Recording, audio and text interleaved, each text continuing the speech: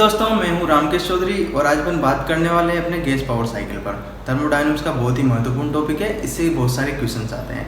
तो अपन पढ़ने वाले हैं इसमें Carnot cycle, Otto cycle, diesel cycle, dual cycle, Joule cycle, Atkinson cycle, इन सब साइकिल्स को अपन एक एक करके पढ़ने वाले हैं।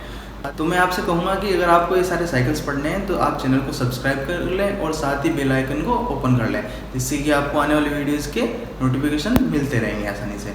और अपने दोस्तों के साथ इसे ज़्यादा से ज़्यादा शेयर करें। तो आइए शुरू करते हैं आज का टॉपिक। आज का टॉपिक अपना क्या है? आज का टॉपिक अपना कार्नोट साइकिल। कार्नोट साइकिल में क्या होता है?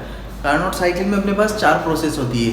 किसी भी साइकिल में अगर अपन देखें तो अपने पास मिनिमम 4 प्रोसेस रहेगी। यहाँ पर जो इतने भी अपन साइकिल्स पढ़ेंगे उनमें 4 प्रोसेस रहेगी।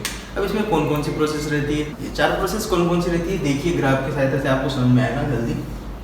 ये हो गया, अपन पहले इसका पीवी डायग्राम खींचते हैं। प्रेशर और वॉल्यूम के बीच में डायग्राम खींचते हैं, जिससे कि अपन को जल्दी पकड़ में आ जाए। तो इस तरीके से इसकी प्रोसेस रहती है।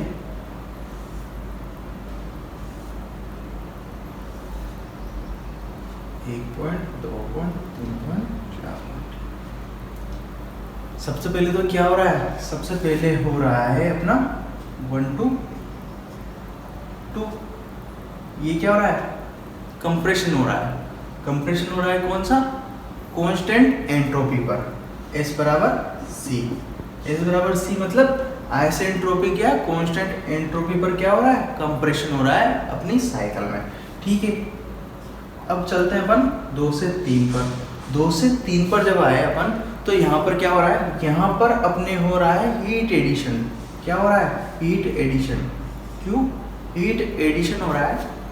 इन प्रोसेस कौन सी रहेगी? प्रोसेस रहेगी मेरी कांस्टेंट टेम्परेचर, T बराबर C मतलब आइसोथर्मल प्रोसेस या कांस्टेंट टेम्परेचर प्रोसेस। अब फिर से बात करूं मैं मेरे 3 से 4 की प्रोसेस, 3 से 4 की। तो यहाँ पर क्या हो रहा है? यहाँ पर हो रहा है मेरे, ये कौन सी प्रोसेस थी? एडियाबैटिक प्रोसेस या कांस्टेंट एंट्रोपी प्रोसेस। तो यहाँ पर भी कांस्टेंट एंट्रोपी प्रोसेस है, लेकिन यहाँ पर तो क्या हो रहा था? कंप्रेशन। और यहाँ पर क्या हो रहा है? यहाँ पर हो रहा है एक्सपांशन। ये तो था कंप्रेशन, ये था एक्सपांशन, ये था हीट एडिशन, और ये क्या हो जाएगा? नेक्स्ट हो जाएगा अपना हीट रिजेक्शन। ये हो गया क्यों? रिजेक्टेड हीट प्रोसेस कौन सी? प्रोसेस जैसे यहाँ पर कांस्टेंट टेम्परेचर थी, वैसे यहाँ पर कौन सी प्रोसेस हो जाएगी? कांस्टेंट टेम्परेचर पर हीट रिजेक्शन। अब इसका अपन देखते हैं TH डायग्राम, टेम्परेचर और एंट्रोपी के बीच में इसका डायग्राम खींच के देखते हैं। तो देखिए वो किस तरीके से हो जाएगा? वो हो जाएगा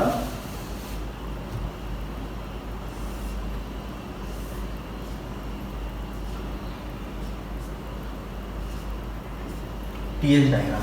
तो 4 प्रोसेस है, 2 तो कांस्टेंट एंट्रोपी है और 2 कांस्टेंट टेम्परेचर है। तो क्या बनेगा?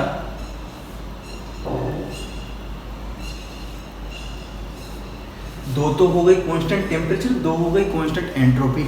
अब 1 से 2, 1 to 2, 1 to 2, 1 to 2 constant entropy. 1 से 2 गया मैं, एंट्रोपी कांस्टेंट है, मतलब एंट्रोपी कांस्टेंट से मतलब क्या है कि S1 बराबर S2। एंट्रोपी दोनों प्रोसेस के दोनों पॉइंट्स पे सेम है। 2 to 3 चलते हैं अपन, 2 to 3 चलते हैं। तो टेम्परेचर क्या है? टेम्परेचर कांस्टेंट है, तो इसको हायर टेम्परेचर बोल दूं। और अगर यहाँ के टेम्परेचर की अगर अपन बात करें तो इसको लोअर टेम्परेचर बोल देते हैं।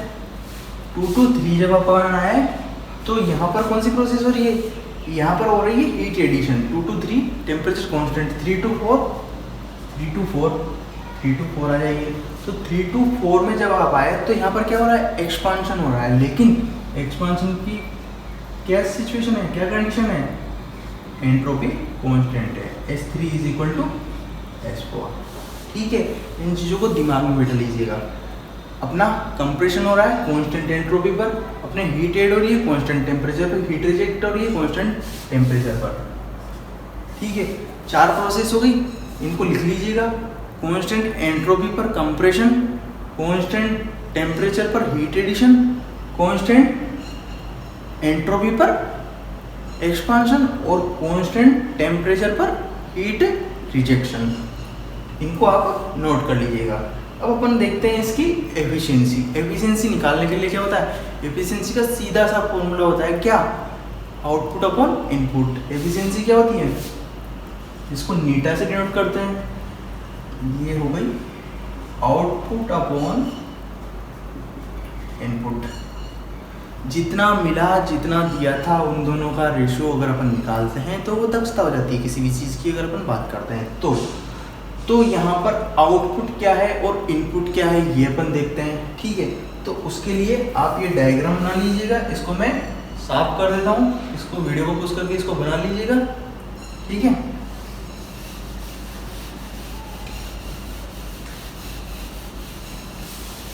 तो अब अपन यहाँ पर बात करते हैं अपन आउटपुट और इनपुट की। आउटपुट क्या हो गया, आउटपुट से मेरा मीनिंग है कि अपन को मिला हुआ वर्क, मतलब डब्ल्यू नेट, जितना कार्य मिला। अब डब्ल्यू नेट की बात करें यहाँ पर तो टोटल हीट का काम है 1 to 2, 2 to 3, 3 to 4, 4 to 1। कहने का मतलब है कि यहाँ पर जो हीट, यहाँ पर जो हीट, यहाँ पर जो हीट और यहाँ पर जो हीट, इनका अगर मैं योग करता हूँ तो मेरा नेटवर्क आ जाएगा। कहने का मतलब है कि सिस्टम पर कितना वर्क किया गया, तो Q 1 to 2 plus Q 2 to 3 plus Q 3 to 4 plus Q 4 to 1। ये हो गई इक्वेशन 1, इसको मैंने नाम दे दिया इक्वेशन 1। अब अपन यहाँ से देखते हैं कि अगर टेम्परेचर कांस्टेंट है, कौन कौन सी प्रोसेस में, 2 to 3 में और 4 to 1 में टेम्परेचर कांस्टेंट है, ठीक है। लेकिन उस केस में क्या हो रहा है, एंट्रोपी चेंजेबल है। टेम्परेचर कांस्टेंट है तो एंट्रोपी चेंजेबल है। तो अब अपन यहाँ से देखने कि 1 to 2 कांस्टेंट एंट्रोपी, तो एंट्रोपी जब अपन ने पढ़ी थी तो वहाँ से अपन ने देखा था कि एक तो TdS इक्वेशन होती है और एक क्या होता है, एक होता है ds बराबर dq अपॉन t। इसको अपन एंट्रोपी बोलते हैं। इस टेम्परेचर को इधर भेज दें, कोई दिक्कत नहीं है। dq is equal to TdS, ये हो गया dq is equal to TdS, मतलब एंट्रोपी में डिफरेंस। ds का मतलब क्या है, डिफरेंस। dq का मतलब क्या है, डिफरेंस, ठीक है, TdS। तो अब अपने यहाँ पर 1 to 2 में, प्रोसेस 1 to 2 में एंट्रोपी में कोई चेंजेस नहीं है। 1 to 2 में एंट्रोपी में कोई चेंजेस नहीं है, तो ये तो हो गई 0। और 2 to 3 में बात करेंगे तो एंट्रोपी में चेंजेस है, तो यहाँ पर अपन अप्लाई कर सकते हैं इसको। 3 to 4 में बात करते हैं, अगर अपन 3 to 4 में अगर बात करते हैं तो 3 to 4 में एंट्रोपी में कोई चेंजेस नहीं है, तो ये क्या हो गया, ये भी हो गया 0। तो अब अपन को नेटवर्क निकालना है तो 2 to 3 और 4 to 1 इस पे पर अपन को बात करनी है। तो चलिए आगे बात करते हैं, निकालते हैं अपना Q2। तो dq क्या निकाल रहा हूँ मैं, dq किस प्रोसेस के लिए, 2 to 3 के लिए,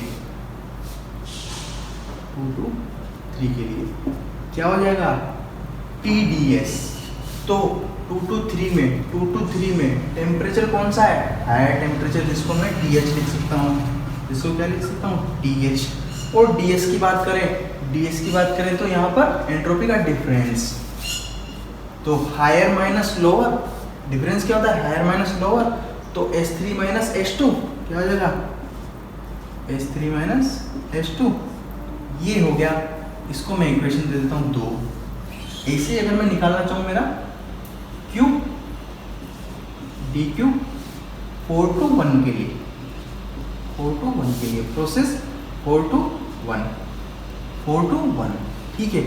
तो यहाँ पर टेम्परेचर तो हो जाएगा लोअर टेम्परेचर, जिसको लिख दूंगा मैं TL, और डिफरेंस क्या हो जाएगा, higher minus lower, T4 minus T1, T4 minus T1। अब यहाँ पर अपन क्या है, माइनस कॉमन ले लेते हैं, इस वाली टर्म में माइनस कॉमन ले लिया, तो ये क्या हो गया माइनस टी एल, सॉरी यहाँ पर टी नहीं लिख के अपन को एस लिखना है, S1 और S4। तो यहाँ पर क्या हो गया TL S4 माइनस S1, ठीक है। अब इसको इक्वेशन दे दी मैंने 3, इक्वेशन 2 और 3 से वैल्यू अपन पुट करते हैं 1 में, तो वहाँ से अपने पास W आ जाता है। W कितना होगा, W नेट हो जाएगा मेरा, इन दोनों को ऐड कर दो, TH S3 minus S2, TH S3 minus S2 minus ये वाला माइनस का साइन और TL। अब एक चीज अगर आप यहाँ पर ध्यान दें तो यहाँ पर ध्यान देने के लिए क्या है कि S4 तो मेरा इक्वल है S3 के, S4 मेरा इक्वल है S3 के, तो यहाँ पर मैं S4 को लिख देता हूँ S3, S1 मेरा इक्वल है S2 के, तो यहाँ पर इसको लिख देता हूँ मैं S2, ठीक है। बन गई इक्वेशन, इसको कॉमन ले लेंगे और इन दोनों को भी घटा देंगे, तो यहाँ से क्या हो गया, यहाँ से हो गया TH minus TL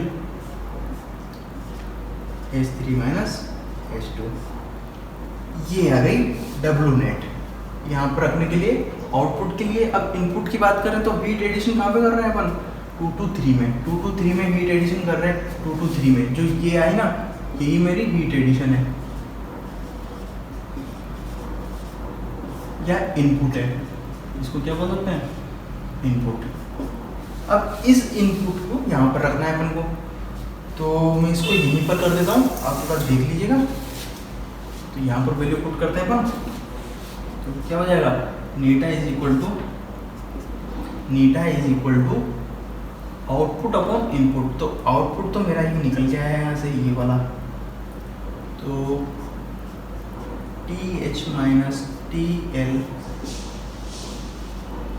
S3 minus S2 divided by heat addition, मतलब इनपुट जो है मेरी TH और S3 minus S2, S3 minus S2 से कट गया, तो यहाँ पर नीटा बराबर क्या रह गया, नीटा बराबर रह गया TH upon TH minus TL upon TH, तो TH से TH कैंसिल, कैसे, TH upon TH minus TL upon TH, मतलब इसको इसके बटे में दे दिया, इसके बटे में दे दिया, ये कट के एक रह गया, तो नीटा बराबर क्या फॉर्मूला आ गया, 1 माइनस TL अपॉन TH, तो ये आ गया एफिशिएंसी का फॉर्मूला, कौन सी साइकिल के लिए, कार्नोट साइकिल के लिए। लेकिन यहाँ से अपन एक चीज़ देख सकते हैं कि ये एक इमेजनरी हो सकती है। इमेजनरी कैसे हो सकती है, क्योंकि ऐसी प्रोसेस हो ही नहीं सकती, ऐसी भी कंप्रेशन और एक्सपांशन की ऐसी भी कोई सी भी प्रोसेस हो ही नहीं सकती कि अपन एंट्रोपी कांस्टेंट रख सकें। इतनी कोई स्लो प्रोसेस हो ही नहीं सकती कि अपन उसकी एंट्रोपी कांस्टेंट रख सकें, तो ये भी पॉसिबल नहीं है। और हीट एडिशन और हीट रिजेक्शन की बात कर रहे हैं अपन, वो भी टेम्परेचर अपन वहाँ पर भी कांस्टेंट नहीं रख सकते, तो ये भी एक इमेजनरी प्रोसेस है। तो ये एक पॉसिबल है ही नहीं, ये पूरी साइकिल एक इमेजनरी साइकिल है। तो यहाँ से अपना मेन रिजल्ट आ गया है, निकल गए। अब आप इसको नोट कर लीजिएगा। अपना नेक्स्ट लेक्चर रहेगा अपने कार्नोट साइकिल तो हो ही गई, अब ऑटो साइकिल और डीजल साइकिल की अपन नेक्स्ट लेक्चर में बात करते हैं। इसको आप अपने दोस्तों के साथ शेयर करें, लाइक करें, कमेंट करें। मिलते हैं नेक्स्ट वीडियो में। जय हिंद।